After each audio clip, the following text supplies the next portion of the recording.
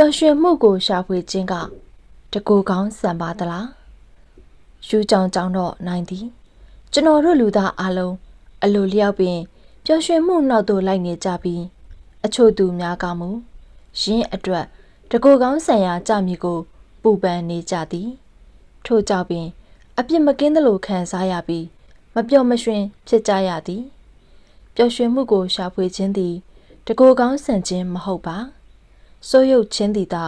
တကူကောင်းဆန်မှုဖြစ်သည်ပျော်ရွှင်နေသူများမှာ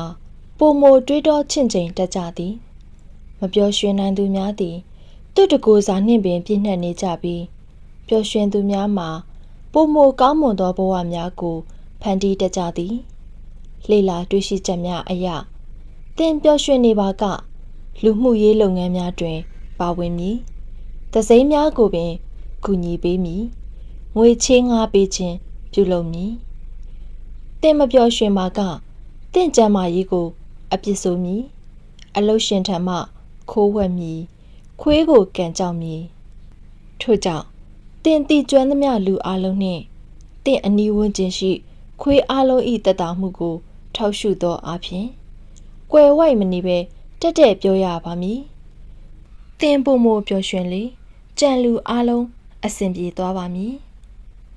ခက်ခဲသောအချိန်ဆိုသည်မှာပတ်စံမရှိသည့်ကာလလည်းဖြစ်နိုင်သည်တငယ်ချင်းမရှိခြင်းလည်းဖြစ်နိုင်သည်အလုံးမရှိခြင်းမျောလင်းချက်ကင်းမဲ့ခြင်းလည်းဖြစ်နိုင်သည်သတင်းကောင်းတစ်ခုမှာရင်းတွင်းနဲ့ကြီးများထဲမှတင်ယုံထွက်ပြီးအပေါ်တက်လာနိုင်သည်ဆိုခြင်းပင်ဖြစ်သည်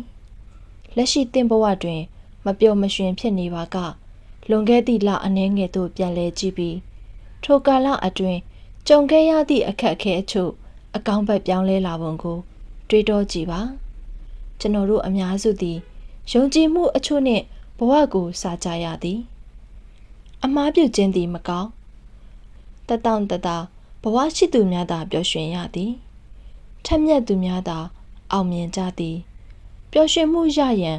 အဖို့တဦးလိုသည်သို့သောဖော်ပြပါယုံကြည်မှုများမှာအပြည့်အဝမှန်ကန်လှသည်ဟုမဆိုတာပါ